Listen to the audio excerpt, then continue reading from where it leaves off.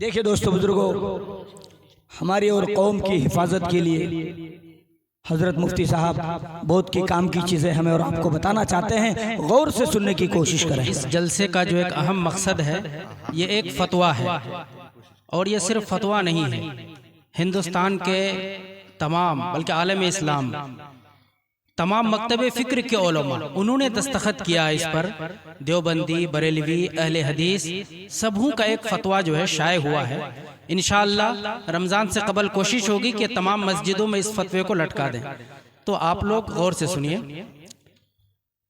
شکیل بن حنیف کذاب کا سیاہ چہرہ، قادیانیوں کی طرح شکیل بن حنیف کو ماننے والے بھی مسلمان نہیں ہیں۔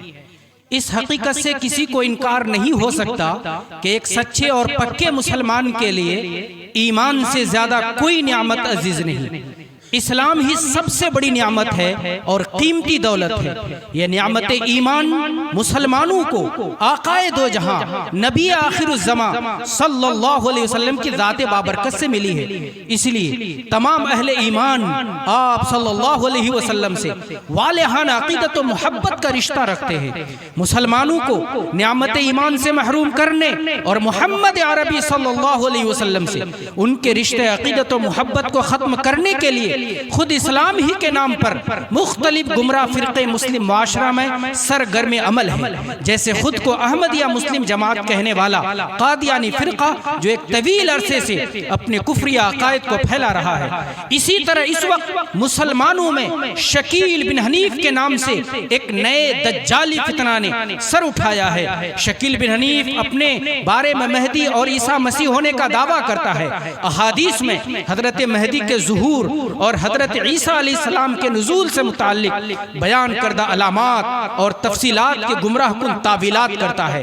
اس لیے تمام مسلمانوں پر واضح کیا جاتا ہے کہ شکیل بن حنیف کے مہدی اور عیسیٰ مسیح ہونے کا دعویٰ سراسر جھوٹ ہے۔ یہ شخص خود بھی کافر ہے، دائرہ اسلام سے خارج ہے، اور جو لوگ اس کے ہاتھ پر یا اس کے نمائندوں کے ہاتھ پر بیعت ہو کر شکیل بن حنیف کو مہدی اور عیسیٰ مسیح مان چکے ہیں وہ بھی مرتد اور اسلام سے باہر ہیں۔ مسلمان بھائیوں اور بہنوں کو باخبر کیا جاتا ہے کہ وہ شکیل بن حنیف کے دجالی فتنہ سے ہوشیار و چوکنا رہیں۔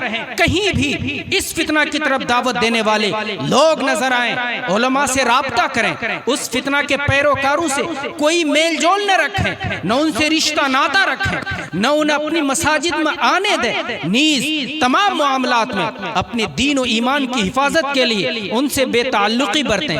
اگر وہ مرے گا تو ہم لوگ اپنی قبرستان میں جگہ نہیں دیں گے، مسجد میں داخل ہونے نہیں دیں گے۔ انشاءاللہ ہم لوگ تائید کرتے، سب لوگ ہاتھ اٹھائیے، تائید کرتے ہیں انشاءاللہ۔